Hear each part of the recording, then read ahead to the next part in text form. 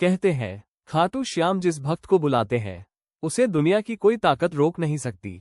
लेकिन एक गरीब भक्त की श्याम बाबा ने ऐसी परीक्षा ली कि उसकी आंखों से आंसू रुक ही नहीं रहे थे। Crying folded hands. रवि बचपन से ही खाटू श्याम का बहुत बड़ा भक्त था। उसकी माँ हर रात उसे श्याम बाबा की कहानियां सुनाती थी और कहती थी, जिसे श्याम बुलाते हैं वो जरूर उनके दरबार पहुंचता है। लेकिन एक दिन बीमारी ने उसकी माँ को उससे छीन लिया।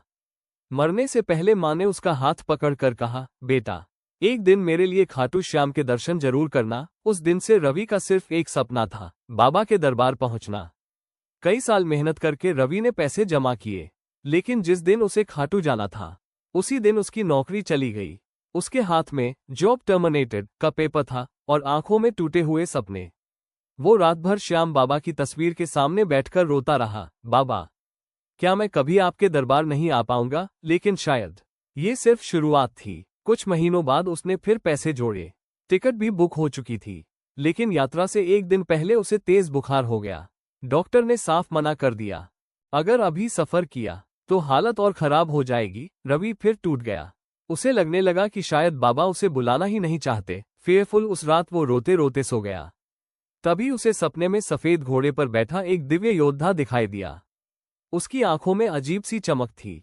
वो बोला, अभी समय नहीं आया, लेकिन जब श्याम बुलाएंगे तो रास्ते खुद बन जाएंगे। रवि डरकर उठ बैठा और तभी उसका पूरा कमरा चंदन की खुशबू से भर गया। Fearful folded hands. अब रवि ने फैसला कर लिया था, इस बार चाहे कुछ भी हो जाए वो खाटू जरूर जाएगा। और बिना किसी को बताए रात की बस से राजस्थान के लिए निकल पड़ा।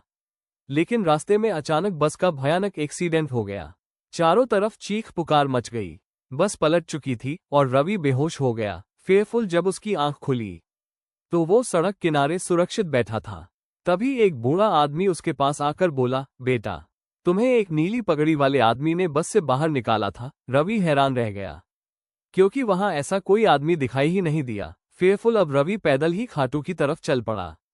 भूख, प्यास और टूटता हुआ शरीर उसके कदम जवाब देने लगे थे। तभी एक छोटा बच्चा उसके पास आया। उसके हाथ में खाना था। वो मुस्कुराकर बोला, भैया श्याम बाबा ने आपके लिए भेजा है। रवि की आंखें भर आईं। लेकिन जब उसने ऊपर देखा, बच्चा गायब हो चुका था। Fearful folded hands.